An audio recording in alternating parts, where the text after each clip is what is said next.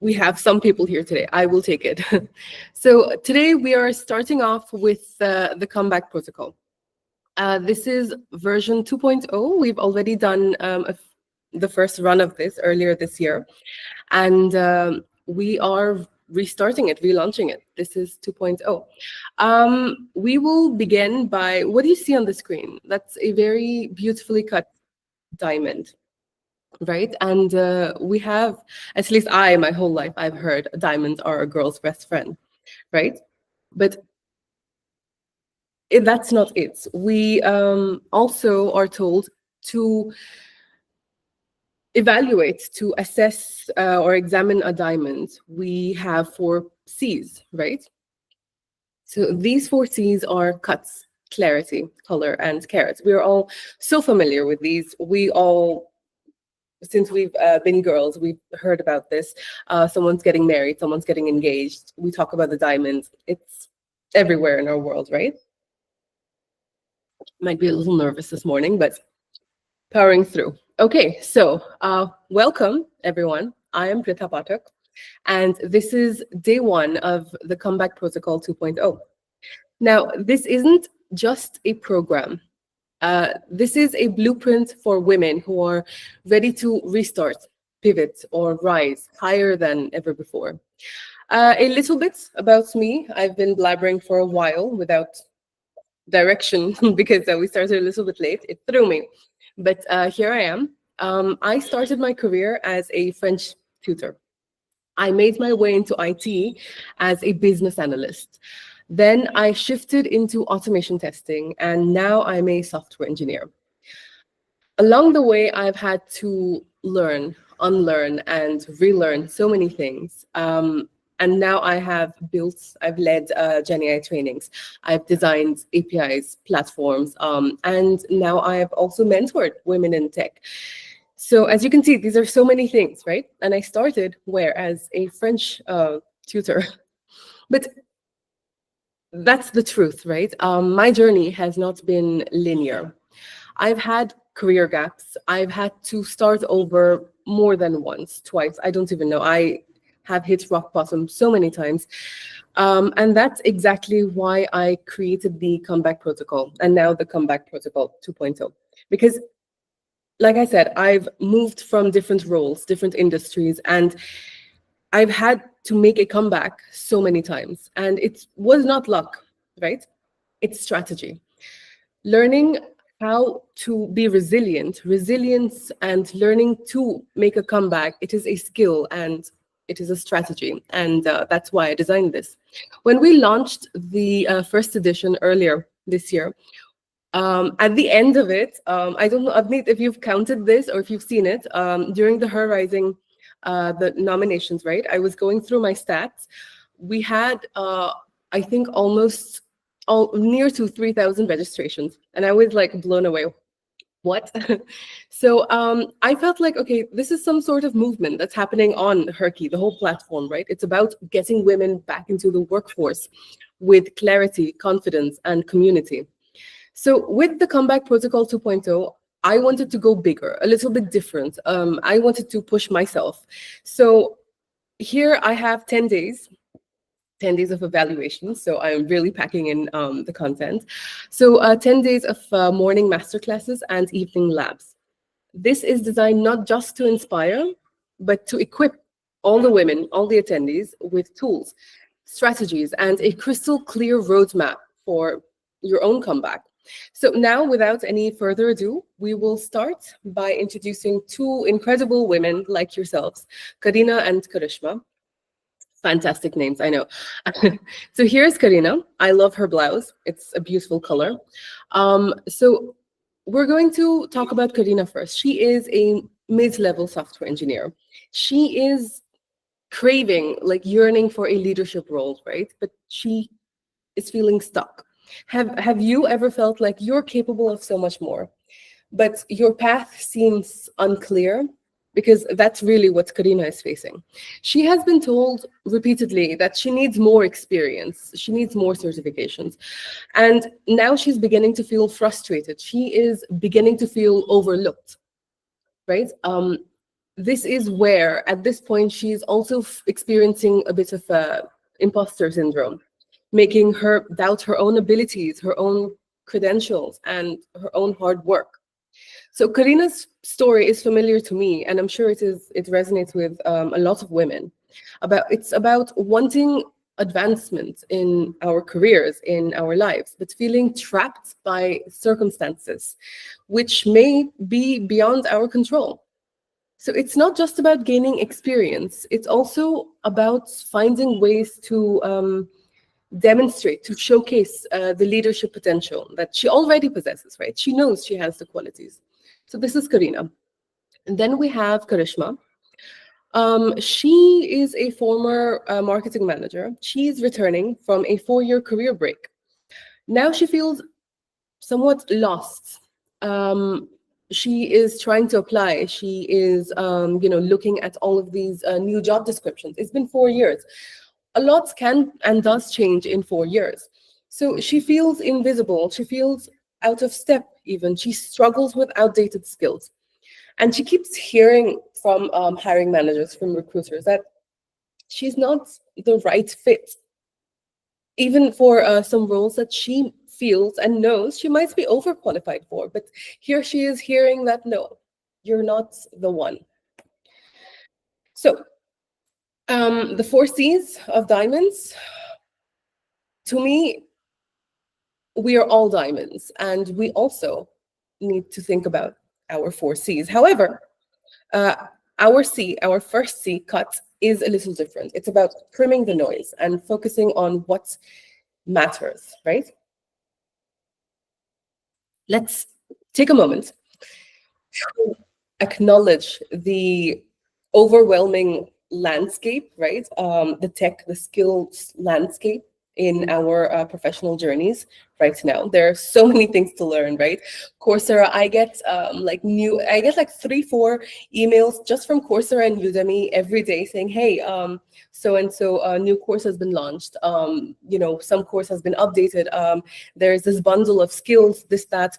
So, and it's so much. There's so much fatigue around that because there's so much volume of new skills. And it is easy to get lost in that trap. So whether you are trying to re-enter the workforce or transition to a different role, the pressure to learn all of these skills, and everything seems important, right? Right now, everything seems important. So the pressure to learn all of these can be very daunting, can be overwhelming. I have often had this, fatigue where there's so much to learn. How do I keep up, right? And a lot of people, I do know this, a lot of people, they spend time on just any certification that comes their way. If I do this, it'll make me more valuable. If I do this course, it's going to, it can only benefit me. Because I also agree, education is never wasted. Absolutely not. Education is absolutely an asset. However, without a focus, without a direction and strategy, without a structure to what we're learning, how we're learning, it's like a bow, an arrow. You have everything that you need, but the target doesn't really exist, and you need the right trajectory. Okay, so this is what cut is about, right? The solution to all of this fatigue, because of the volume of new and everything seeming important, that kind of skill, the solution to this is the 80-20 rule. Now, what is the 80-20 rule? This is a very simple idea. It's very straightforward, but it's also very powerful. The idea is just 20% of the most critical skills in any field, right? Any field. 20% of the most critical skills can achieve 80% of the desired results, of the desired success in your career development. It sounds so simple. And it is so simple. And this is why it's so easy to implement, right? It's so easy to implement if we just zero in on the 20% of the skills that are really necessary. Coursera, Udemy, all of these, LinkedIn Learning, they are not going to tell you what to learn. They're marketplaces, right? They have an offering. You need to decide what's the critical skills are for whatever you want, right? For me, it is different. For somebody, I think Karishma works in marketing. For her, the 20% of the critical skills are different from mine. So figure out what it is for you and cut down on all the noise, cut down on all the random certifications, random tasks, random portfolio building. This is something that I've seen a lot recently. Everyone wants to build a portfolio. Does everyone need a portfolio? Is that something really we have to focus on? Figure it out. So rather than scattering efforts across countless skills, certifications, portfolio projects, whatever, identify and hone in on the key competencies that will actually matter in your field, in your career. The next C, oh no, we're on the same C. So for Karina, who was our career transitioner, she doesn't need all those courses, right? She wanted leadership roles. She wanted to hone her soft skills, right? So what can she do instead of taking a bunch of courses? She will practice real-world leadership scenarios through mentorships, internal projects. So as a career transitioner, because she's mid-level, there are many opportunities where one can mentor interns or junior members, or even if someone is in a different role, right? You can also, there's also a reverse mentorship scenario where you may help someone who's senior to you catch up with tech or concepts, which even though you are junior, you have more exposure to. So there are many ways of doing this. And sometimes when these opportunities don't already exist within the organization, you can absolutely create them, right? Talk about it, create these opportunities if they don't already exist. Now, Karishma, who is our career relauncher, cut the random job applications. It's not about volume. Again, it is really not about volume. It's about quality of your connections. It's about the how likely is this going to result in an outcome that is desirable to me. So connect with colleagues, connect with friends, connect with a family. Go to groups. Herky, great platform. You have all these networking options as well. Figure out who, right? The who is as important as all of these, job portals. Figuring out that's one person who can help you, who will help you. So that's important. So instead of random applications, find someone whom you can convince to be invested in your career, at least a little bit. They must care a little bit about you, and ask them for referrals. I'm sure everyone has at least a friend circle or a college, an alumni. Yeah.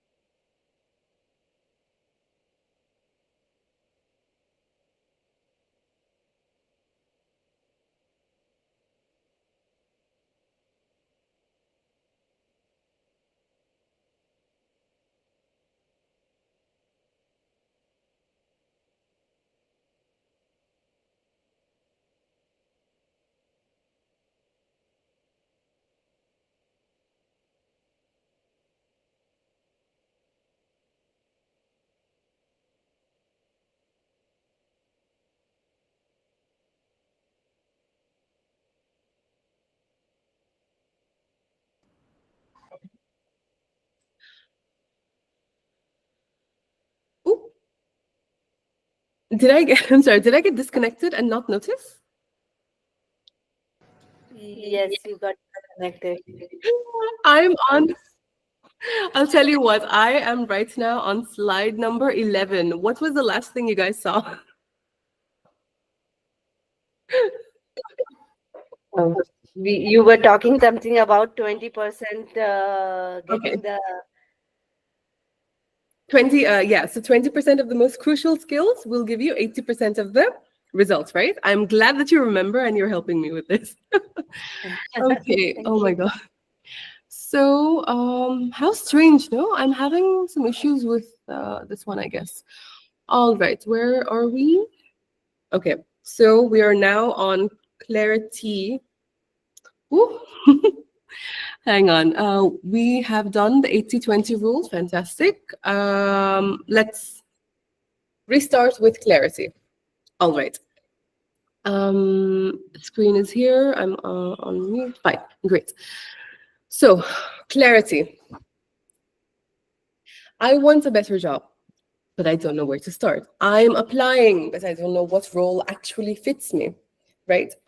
Here, when we, like Karishma and Karina, when we are at a very pivotal moment in our lives, when we are taking or about to take a very big decision, like I'm starting a new job, I want to transition to a different role, a different industry, or I am, restarting my career. So all of these very big decisions, right? When we are just about to make it, or when we have made it but we're not there yet, we have this feeling, at least I have this huge feeling of uncertainty. Am I doing the right thing? Is this the right path? Is this what I really want? So clarity is so important, because if you have clarity, all the doubts will just melt away, right? The feeling of directionless, the feeling of uncertainty, that it will always be there, absolutely, but it will be mitigated to a large extent, because yes, I know what I want. So this clarity really does help, and it's so important. It is important to know, first of all, that this is not, just a you problem or a me problem. Everybody, it doesn't matter where you are in life, we are going to feel uncertainty, we are going to feel some amount of insecurity, and that's fine. However, the clearer our vision, the stronger our vision, the quieter the voice of insecurity. So, what is the solution really? What is the solution to so much uncertainty and stress? Well, it is very simple. The solutions you will find are very simple. This uncertainty of, I have so many goals, I have all kinds of, things I want to be doing. How do I get started? So the solution to this is reverse pyramid goal mapping. It sounds, so many words, but it's so simple. It's basically, you have a huge goal. And as women, I know we have humongous goals. We have huge dreams that sometimes we feel are they too big for me? Absolutely not. Absolutely not. No dream is too big. No goal is too big. But the only way to achieve it is to be smart about it and strategic about it. We take a big goal and we chop it up. It is a cucumber. We will chop it the hell up. And now it becomes manageable, right? We have now smaller actionable tasks. For example, I want to be a solution architect, a software architect. That is a huge goal for me. Right now, that is my biggest milestone. It is a short-term goal, but it is a huge thing, because to become a software architect, there are so many components. It's absolutely an experience-based thing. You have to be exposed to so many kinds of technologies, so many kinds of scenarios. You have to have a breadth of knowledge, depth of knowledge. There are so many things to know and learn to become a software architect, and that's not enough. There are also soft skills like negotiation, stakeholder management, project management skills. You need to know the business. There's so many things, and every time I think about it, it's so much, it's too much, it's too much. Pritha, can we really do this? And then I answer myself, absolutely. What is this? It's software, like architecture. Fine. We'll learn patterns. We'll learn stakeholder, management. We'll learn negotiation. We will learn all the tech that we want. We will learn all of these bits and pieces. And it's the bits and pieces that make everything up. So you have this huge goal, but it is not. It is not atomic. You can decompose it into actionable tasks. So it's about reverse pyramid goal mapping is about starting with your big goal and breaking it down to smaller actionable steps. Simple. You can do this. So simple. Now, you start with the end goal. What role do I want in 6 months? Or whatever it is, what do you want? What do you want to do? It needs to be time-bound as well, because you cannot just say indefinitely, oh, I want to be a singer, for example. Absolutely be a singer. But there are so many things to learn and do before you become that. As a child, things were just so simple because they existed in ether in your minds. But now that we're adults, even the biggest dream is achievable as long as these steps are followed. So whatever you want, when do you want, right? So start with the end goal, identify the must-have skills. What skills make someone successful in this role? If, for example, someone wants to be a software engineer, forgive me if I'm using a lot of software engineering examples right now. I'll make it more diverse, but this is my field. So as a software engineer, is it necessary that I know Java or C# or Angular? Absolutely not. I don't need to know any one programming language. I don't. I need to know the concepts of object-oriented programming languages. I need to know how to write an algorithm. This is crucial. I may not know any Java. In fact, at my last job, I didn't know any Spring Boot. Zero, absolute zero. But I knew my fundamentals, and that helped me, right, to pick up further skills really fast. So figure out what are the must-have skills. What skills make you successful in this role? Then you break it into phases. I can't learn everything at once, right? I can't even learn one thing at once. If I'm going to learn an instrument, right, the piano, for example, I have to first learn how the finger placement is. Then I learn how to read sheet music, how to read the notations. Then I will start slowly. Then I will, start with one hand, then two hands, and then together, independently. So everything has phases, even in sports, right? You don't just, okay, I want to be a footballer today, and tomorrow I'm representing the country. No, any field. Break it into phases, into actionable, bite-sized pieces with, obviously, a time limit for yourself. And you can absolutely do this. Now we're going to talk about Karina and Karishma. What does clarity look like for them? Karina, my target job, senior engineer to engineering manager. That's what she wants to do. What is her focus area? Hard skills and soft skills. Hard skills, system design, cloud, AI, ML, right? And in soft skills, leadership, stakeholder management, communication. So now she has cut down all the noise. She has clarity on what she actually wants and needs to do. Karishma, she's a career relauncher, right? Her target job is now digital marketing lead. For her, the focus area is a tech refresh. She's a restarter. She has had a break of 4 years. So she needs to up her digital marketing, AI tools literacy, data literacy. Then she has to fix her storytelling, right? Positioning herself. So we do, because I'm a restarter as well, right? So a lot of times we are told, oh, you've been out of the market for too long. Are you still relevant? So things like that. So we need to preempt these, these questions and create a true, authentic, and powerful story that will demonstrate our value despite the career break. So now we move on to the next C, color. I love color. You can't really tell because I wear black in all of my pictures, but I love color. So with color, let's talk about building your unique edge, because everyone has different experiences, different perspectives, everyone has a unique edge, right? And many of us have felt the frustration of knowing, yeah, I have the skills. Why am I not getting the attention that I absolutely deserve? Why are you not getting the attention that you absolutely deserve?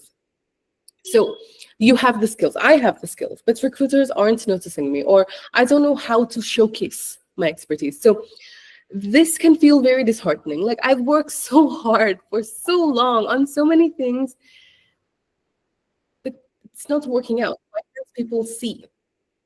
I'm gonna check again if I'm sharing screen. Yes, thank goodness. Okay, so now these challenges, where you are convinced of your competence, but you're not able to convince others, right? And if this happens for long enough, you start losing your own confidence in your competence, right? So it's not really just about having the skills, it's also about making them visible, right?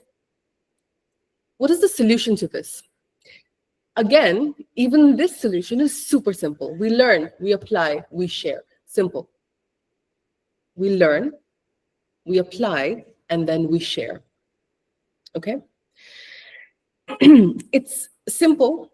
3 words. It's literally 3 words. But what does it mean? With learning, we mean continuously acquiring new skills, right? Before 2024, I didn't know anything about AI. That's not entirely true. In college, we had NLP courses. I worked on artificial intelligence in a very, very small way. And it was college courses. And I wasn't exposed so much to AI. And then last year, suddenly, AI seemed interesting to me. And it felt like, yeah, we are experiencing a new shifts in the technology landscape.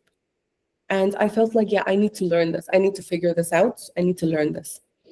So I aggressively last year started learning what AI is, how to, like, leverage it, what Gen AI is, what are the different kinds of AI, different kinds of Gen AI, what are the applications, how do I build one myself, how do I use one, right? How do I use it? What's the different offerings on the market are? So I started aggressively upskilling, aggressively on AI, right?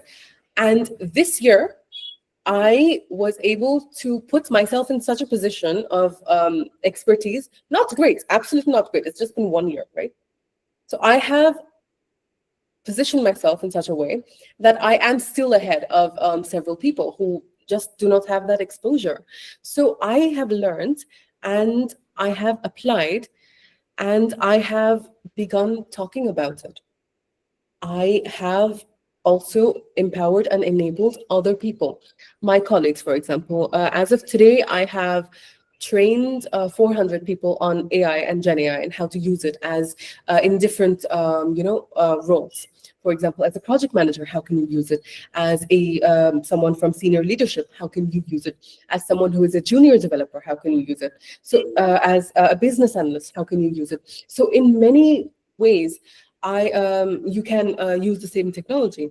So there's so many use cases. So I have empowered so many people, 400 people, around 400 people, I think 398 or 392.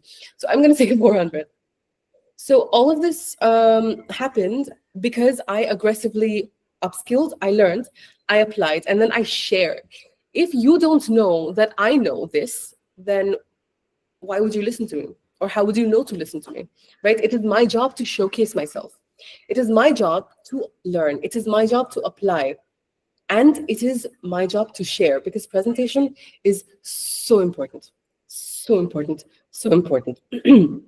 So again, we'll start with learning. Learn new skills. Figure out what is relevant to you, what is important to you. Then you apply what you have learned, right? I didn't just, okay, I learned about AI, Gen AI, great.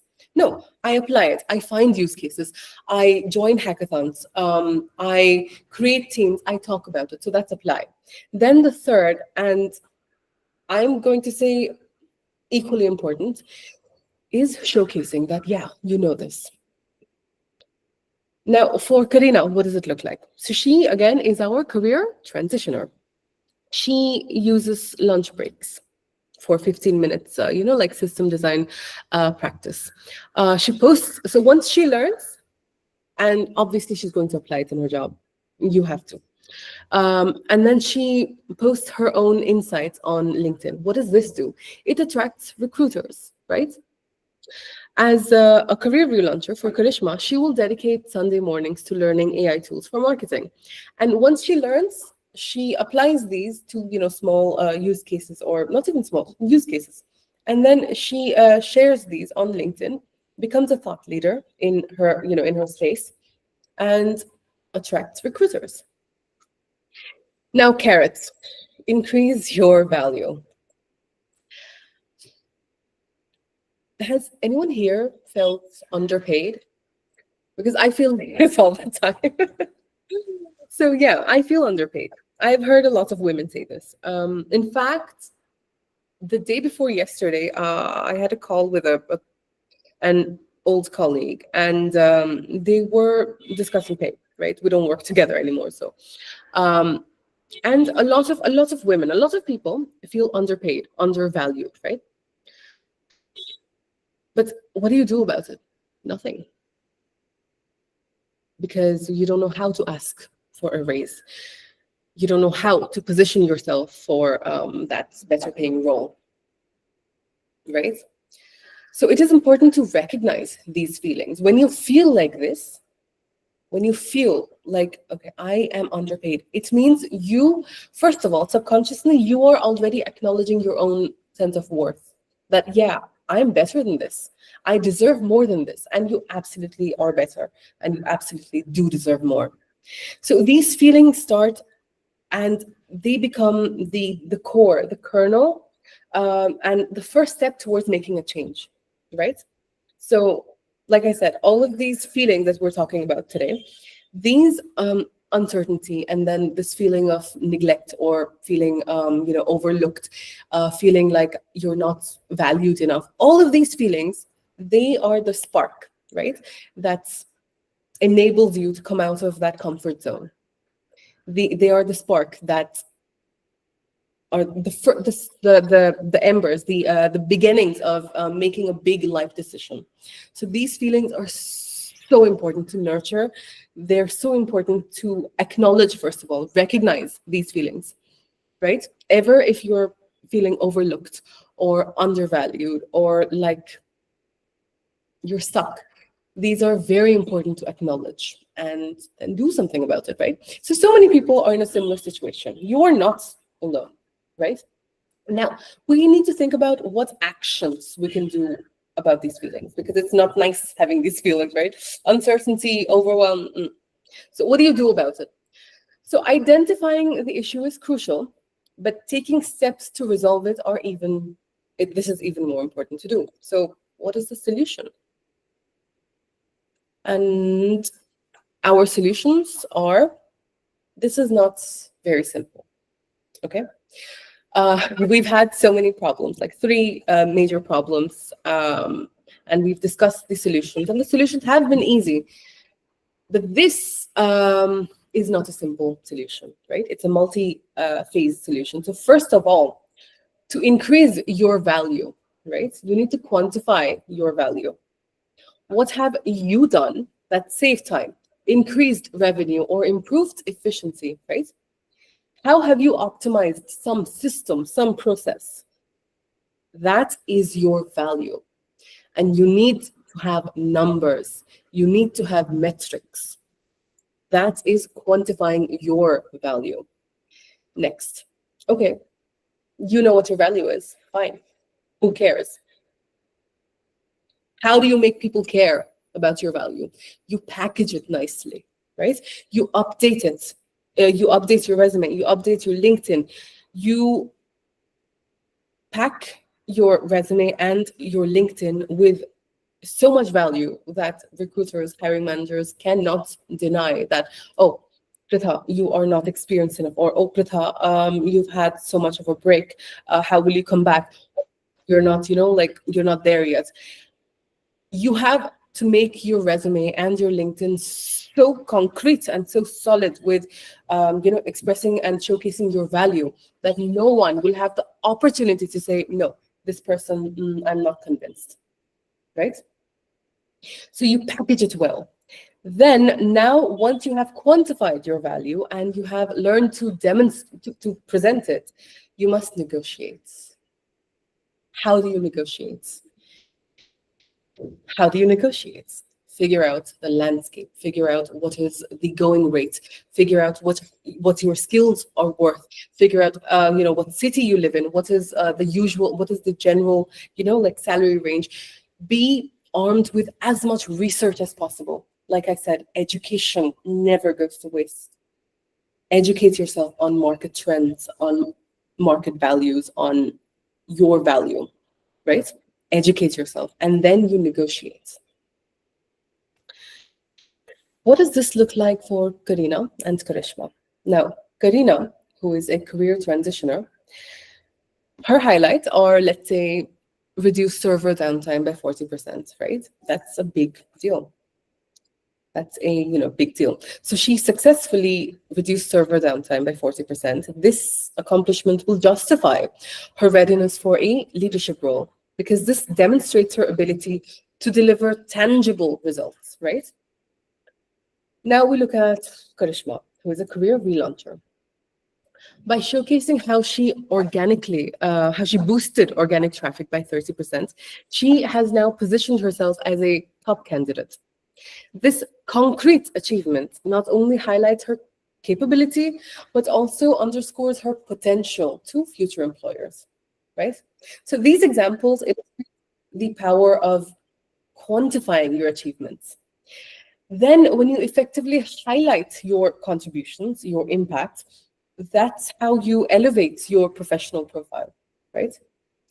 And now you are in the process of paving the way for more opportunities. That's a lot of information, right? Now, your comeback starts now. Your career growth is not luck, it is strategy. What does that even mean, right? Think of it like every step that you are taking from now to getting what you want, right? To making that transition or that re-entry, or even if this is your first job ever. Every decision that you're making, from what you're learning, why you're learning, then showcasing what you're learning, reaching out to the right people for referrals, applying to the right jobs, creating value on LinkedIn or Medium or whatever what is it? The media, the social media, the professional network of your particular career field. For example, if you're into marketing, if you're into the entertainment field, I'm sure there's a whole different professional network than there is on LinkedIn. Whatever it is, showcase what you're doing. So once you've done all of that, now it comes time for negotiating your value, for demonstrating your value, making something come out of all of this work, right? You're studying, you're working, then you're applying. Something has to come out of it, right? So every step from that, from ideating, from that feeling. So like I said, all of this starts from that feeling. I should do something better. I deserve better. So from that feeling to actually realizing your goals, every step, every decision is crucial, and it is a strategy. Every step is part of a strategy. So the better your plan, the better your strategy, the higher chances of you making it, right? By being deliberate, intentional, by being strategic, you must shape your career path in a way that suits you. Your career path should be suited to you. Now, let's embrace this journey together and turn those strategies into success. We'll do a recap, right? The 4 C's of career growth. C, cut. cut the noise.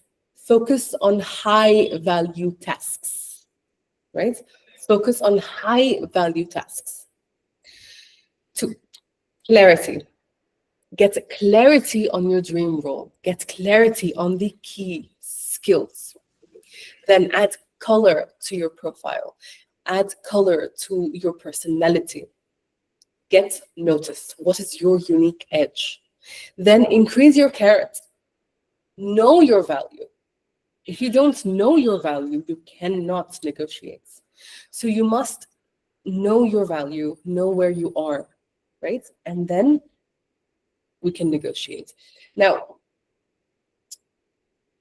we can talk about this. We can talk about things like this ad infinitum. And it may seem like, yeah, everyone says this because it feels obvious. And in many ways it is. Most of the solutions that we saw to the problems were so simple, right? They were so simple. Doing it is difficult. Talking about it is easy. Doing it is difficult. Every pivot in my career, every pivot was built on this. When I left one role, I didn't know if I could make it to the next one. I started as a French teacher, French and math, but I started as a tutor. My first job, even though I applied for a software engineering position, I did not get it. My first role in IT was as a business analyst from a French tutor. I knew nothing about business analysis. Then automation engineering, then software engineering. So at every stage I've had to pivot. And I didn't know if it would work out. But by cutting distractions, finding clarity, identifying my carrot skill, and adding my own color, this is how I made a comeback every time. And this is what I am teaching you. Because again, talking about it is easy. Doing it is not. I have done it. I am doing it. You can do it too. Let's wish Karishma and Karina good luck and move on to the, I'm teasing my next session. So I have a lab session on this this evening at 5:30. So this is on a 90-day upskilling plan, right? We are going to take all of this, the 4 C's, further, right? So that it's not just, okay, theory. Like I said, talk is cheap. Talk is very cheap. Doing it is the hard part. So at this lab today, 5:30 p.m., we're going to walk away with a 90-day upskilling plan. We're going to, I hope we have audience participants, by the way.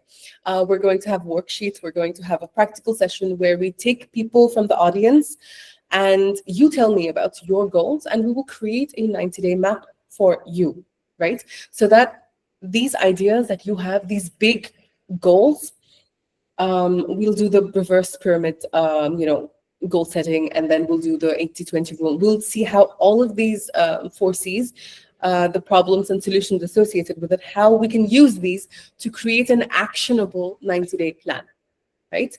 So I'm going to have to post the link there. I forgot to copy it beforehand. That's on me.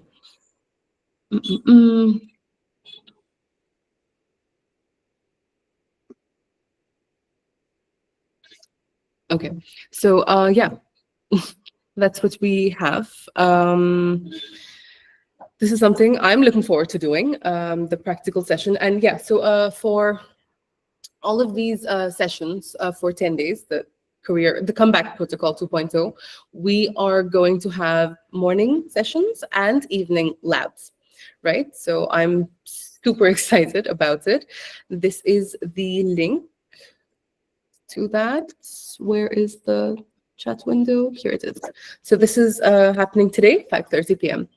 And like I said, we'll pick up people from the audience. If you are attending, please do participate, because we will be creating something tailored to you and your own goals. And I think that's very exciting. And I am done. You are a diamond. And thank you for attending today's session. Follow me on LinkedIn. Follow me on Herky as well. I'm going to check if we have all of the links. Hang on. So this is me on LinkedIn. And this is me on Herky. One moment. Usually I'm much more organized than this, but I haven't done this in a while, so forgive me. But yeah. Yeah. So please do attend the next session. It's at 5:30 today. And this is a personalized upskilling plan for members of the audience. Follow me on LinkedIn, follow me on Herky, and I hope you enjoyed this session. And thank you so much for attending. Do we still have time? We have 6 minutes. Any questions? Does anyone want to say anything? Anyone want to I hope you gained value. I hope this was, a useful session for you. Avneet, what do you think? Did you have fun?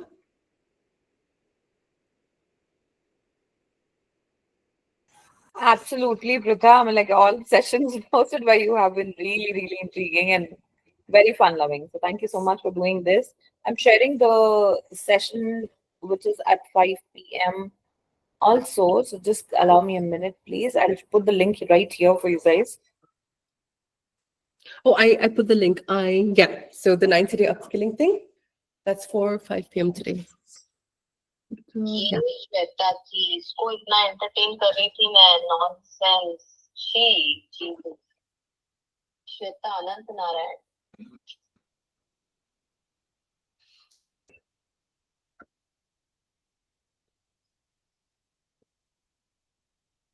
Oh, I think. All right, that's the link for the upcoming session. Please mark interested. You have seen the trailer. The next is coming up again. Thanks, All right, everyone. Thank you.